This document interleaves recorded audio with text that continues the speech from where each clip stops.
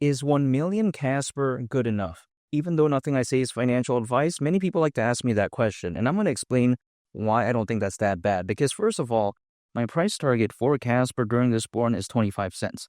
Now, of course, 25 cents, times a million Casper at that point would be $250,000, which some people may think is actually kind of bad, right? They're like, okay, what can you really do with that? But in my opinion, that if anything is actually a very good down payment for a very decent home. And not to mention, right, it's actually very impressive. Now, let's say we tone things down to 15 cents. Let's say at that point, a million Casper, $150,000. Now, even at that point, why is that bad, right?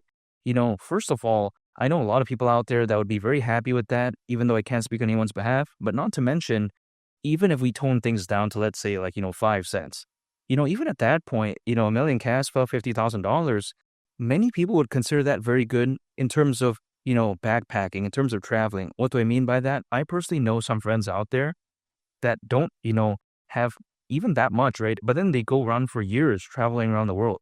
They're not living like a VIP lifestyle, living in 5-star hotels. They're not doing that.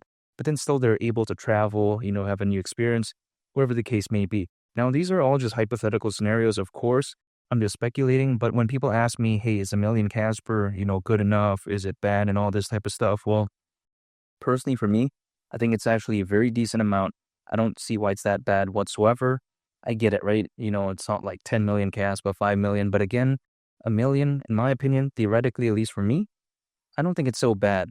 At least that's the way to take a look at it. Now, not to mention, when people like to say that, oh yeah, Casper can't do good because it's a bad layer 1 blockchain, there's too much competition.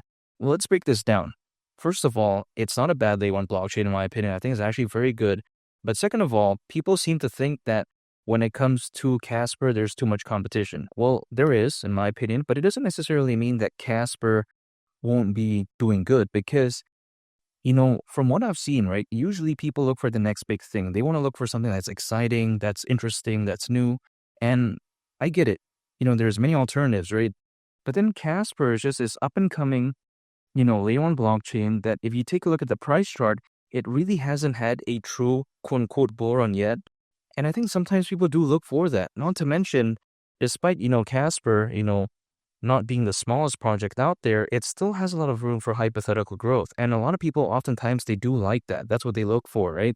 Because, of course, we know the established players like Ethereum, BNB, Solana. We take a look at, Algorand, Avalanche, VeChain. We know these established, projects that are very good.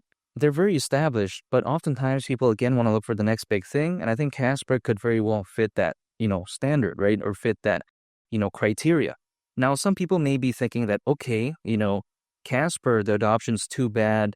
It's not good. It can't see good growth during a bull run. Well, I'm going to have to disagree with that because if you take a look at Casper, yes, it doesn't have the best adoption out there, but in the world of cryptocurrencies, people usually like the anticipation. They like the, feeling of curiosity. They like, what something could be in the future. They like the story. That's how I'd put it, right? And when it comes to Casper, it has a good story because, again, it's this project that really hasn't had its time to shine yet. And oftentimes people do look for that. They sometimes want to look for the next big thing as opposed to jumping to the big thing. Even though, of course, the quote unquote big thing like, Ethereum, Solana, they're always going to have good fans, very good fan base. But again, a certain percentage is always going to try to find others, right? And I think Casper could really fit that, again, criteria. Now, 25 cents isn't even that crazy anyways, in my opinion, because if you take a look at 25 cents, if it were to go to that price, considering current circulating supply, at that point, market cap would be around $3 billion. I mean, are you kidding me? That's almost kind of like peanuts really in the grand scheme of things. I mean, I just don't see why this is too bad. We take a look at BNB at one point reaching over $100 billion in market cap. Ethereum, back in 2021, reaching around $550 billion. Again, I'm not saying Casper is going to defeat them, but then that just seems so minuscule really in the grand scheme of things. And people may be thinking that, oh yeah, this is a really bad hypothetical upside. Well, 25 cents is around a 20x from here. Now, again, it's not like, a 100x or something like that, but then still, I don't see why that's that bad anyways. Personally, for me, anything over a 10x seems very impressive, at least again, in my perspective.